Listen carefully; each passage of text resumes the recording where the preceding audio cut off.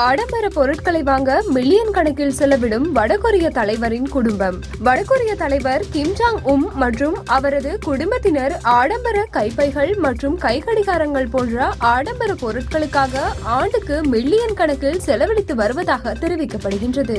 மேலும் அவர்கள் தங்கள் செலவை பொதுவெளியில் பயன்படுத்துவதில் எந்த தயக்கமும் காட்டுவதில்லை என சியோல் அதிகாரி ஒருவர் தெரிவித்துள்ளார். 2006ஆம் ஆண்டு ஐக்கிய நாடுகளின் பாதுகாப்பு சபையின் அனுமதியின் கீழ் வடகொரியாவிற்கு ஆடம்பர பொருட்களை ஏற்றுமதி செய்வதற்கு தடை விதிக்கப்பட்ட போதிலும் வடகொரிய ஆட்சியால் ஆடம்பர பொருட்களை கொண்டு வர முடிந்ததென தென்கொரியா செய்தி நிறுவனமான யோன்ஹாப் தெரிவித்துள்ளது. கோவிட் தொற்று பரவலின் போது கிமின் குடும்பத்தினர் குறைவான எண்ணிக்கையில் ஆடம்பர பொருட்களை வாங்கியதாகவும் 2022ஆம் ஆண்டு பிற்பகுதியில் இருந்து அந்த எண்ணிக்கை அதிகரித்து வருவதாகவும் யோன்ஹாப் செய்தி நிறுவனம் மேலும் கூறியுள்ளது.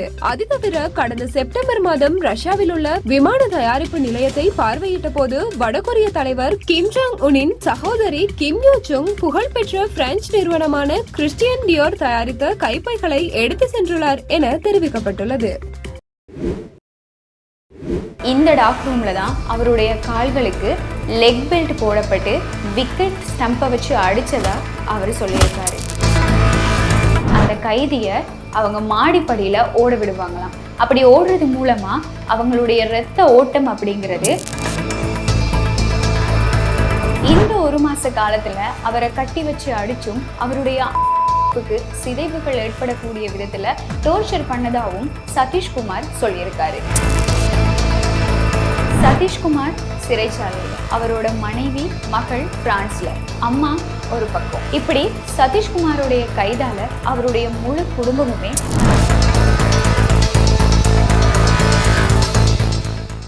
சிறை கைதிகளுக்கான தேசிய தினத்துல சிறை கைதிகளோட குடும்பத்தில் இருக்கிறவங்களை சந்திக்கிறதுக்காக 2 மணித்தியாலங்கள் வழங்கப்படும். இப்படி வழங்கப்படுற இந்த 2 மணித்தியாலங்கள்ல தான் செல்லையா சதீஷ்குமார் தன்னோட அம்மா, மனைவி, மகள் இந்த 3 பேரையுமே சந்திக்கிறார். சதீஷ்குமார் கைது செய்யப்பட்டு ஓரிரு வருடங்கள்லயே சதீஷ்குமாருடைய மனைவி நிறைய கஷ்டங்களையும் நிறைய துன்பங்களுக்கும் முகம் கொடுக்கறாங்க. அப்படிப்பட்ட ஒரு தருணத்துல சதீஷ்குமாருடைய மனைவி புகலிட கோரிக்கையை முன்வச்சு பிரான்ஸுக்கு போறாங்க. சதீஷ்குமாருடைய மகளான கம்ஷா தன்னோட பாட்டியோட, அதாவது சதீஷ்குமாருடைய அம்மாவோட வாழ்ந்து வராங்க. சதீஷ்குமார் கைது செய்யப்படும் போது கம்ஷாவுக்கு வயசு 3. தன்னோட பாட்டியோட அடிக்கடி சிறைச்சாலைக்கு போய் கம்ஷா தன்னோட அப்பாவை, அதாவது சதீஷ்குமாரை பார்த்துட்டு வர்றாங்க. தன்னோட விடுதலைக்கு இனி வாய்ப்பே இல்லை அப்படின்னு ஃபீல் பண்ற சதீஷ்குமார் தன்னோட மகளையும் அம்மா கிட்டேயே, அதாவது தன்னோட மனைவி கிட்டேயே போயிரு அப்படின்னு சொல்லி பிரான்ஸுக்கு அனுப்பி வைக்கிறாரு.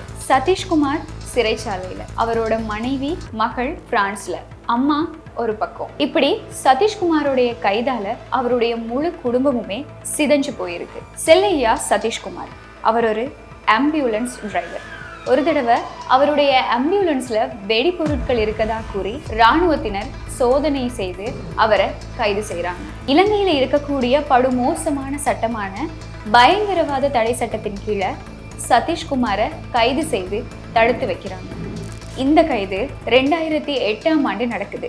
இந்த கைதுக்கு அப்புறமா வவுனியா போலீஸ் நிலையத்திலையும் ஜோசப் ஆர்மி கேம்ப்லையும் சதீஷ்குமாரை தடுத்து வச்சு டோர்ச்சர் பண்ணதா சதீஷ்குமார் சொல்லியிருக்காரு. இந்த ஒரு மாச காலத்துல அவரை கட்டி வச்சு அடிச்சும் அவருடைய ஆண் உறுப்புக்கு சிதைவுகள் ஏற்படக்கூடிய விதத்துல டோர்ச்சர் பண்ணதாவும் சதீஷ்குமார் சொல்லியிருக்காரு. இந்த மாதிரியான டோர்ச்சர்களுக்கு அப்புறமா வவுனியா போலீஸ் நிலையத்துல இருந்து கொழும்பு சிஐடியினர் அவரை தன்னோட கட்டுப்பாட்டுக்கு கீழே எடுக்கிறாங்க. கொழும்பு சிஐடி ஹெட் குவார்டர்ஸ்ல இருக்கக்கூடிய 4வது மாடியில 5 மாதங்கள் தடுத்து வைக்கப்பட்டு இவர் மறுபடியும் சித்திரவதைக்கு உட்படுத்தப்படுறாரு.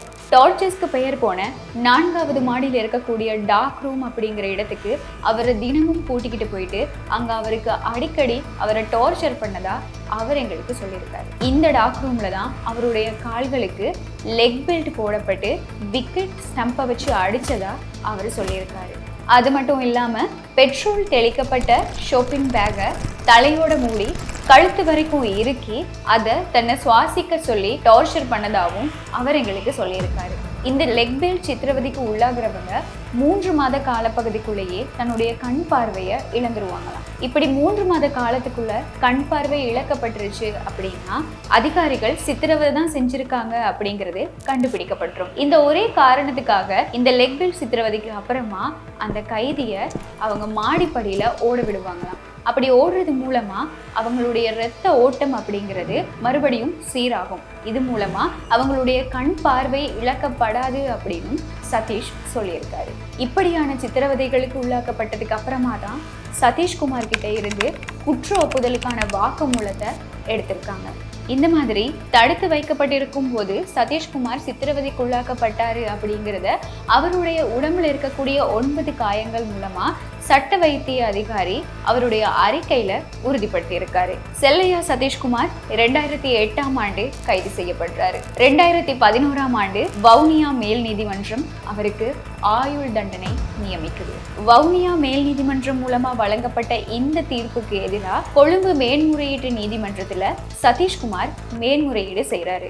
ஆனாலும் கொழும்பு மேன்முறையீட்டு நீதிமன்றமும் வவுனியா மேல் நீதிமன்றம் கொடுத்த அதே தீர்ப்பை உறுதி செய்து இப்படியான ஒரு சந்தர்ப்பத்துல தனக்கு கிடைக்கக்கூடிய அந்த இறுதி வாய்ப்பை சதீஷ்குமார் பயன்படுத்திக்கிறாரு.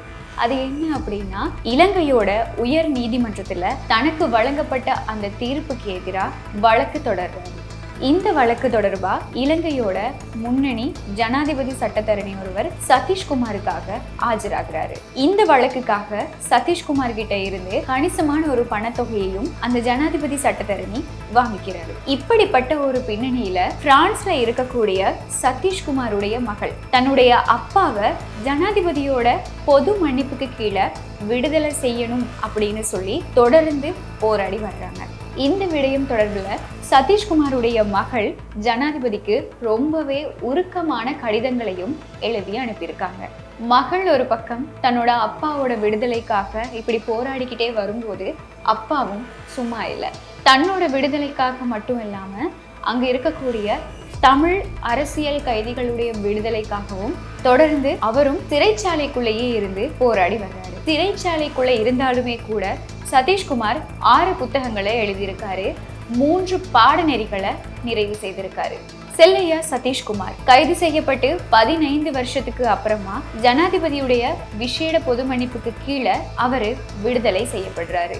15 வருஷத்துக்கு அப்புறமா தனக்கு விடுதலை கிடைச்சிருச்சு அப்படிங்கிற சந்தோஷத்தை முழுசா அனுபவிக்க முடியாம சதீஷ்குமாருடைய மனசுக்குள்ள நிறைய எண்ணங்களும் ஏக்கங்களும் வந்துகிட்டே இருக்கு. தன்னுடைய இளமை காலம் முழுக்க அந்த சிறைச்சாலைக்குள்ளேயே அவர் கடத்திட்டாரு. இதுக்கப்புறமா சிறைச்சாலையில இருந்து வெளியில வந்து நான் என்ன பண்ண போறேன், தன்னுடைய பொருளாதாரத்துக்கு வாழ்வாதாரத்துக்கு நான் என்ன பண்ண போறேன் அப்படிங்கிற ஒரு எண்ணம், ஒரு ஏக்கம், ஒரு கவலை அவருக்குள்ள இருந்துகிட்டே இருக்கு. வெறும் கையோட சிறைச்சாலையிலிருந்து வெளியில வந்த சதீஷ்குமாருக்கு இங்க இருந்து தன்னுடைய சொந்த ஊருக்கான பஸ் கட்டணத்துல இருந்து ட்ரெஸ், அவருக்கான டூத் பிரஷ் கூட லைக்கா நிறுவனத்தினுடைய ஞானம் அறக்கட்டளை மூலமா வழங்கப்படுது. இது கூடவே தமிழ் அரசியல் கைதிகளுக்காக இன்னமும் போராடிக்கிட்டு இருக்க குரலற்றோர்களுக்கான குரல் அப்படிங்கிற அமைப்பும் சதீஷ்குமாருக்கான அனைத்து விதமான உதவிகளையும் வழங்கியிருக்காங்க. ஜனாதிபதியோட விசேட பொது மன்னிப்புக்கு கீழே சிறைச்சாலையிலிருந்து விடுதலை பெற்று வெளியில வந்த சதீஷ்குமார் 16 வருஷத்துக்கு அப்புறமா தன்னுடைய மகளையும் மனைவியையும் சந்திக்கிறதுக்காக பிரான்ஸுக்கு போனார்.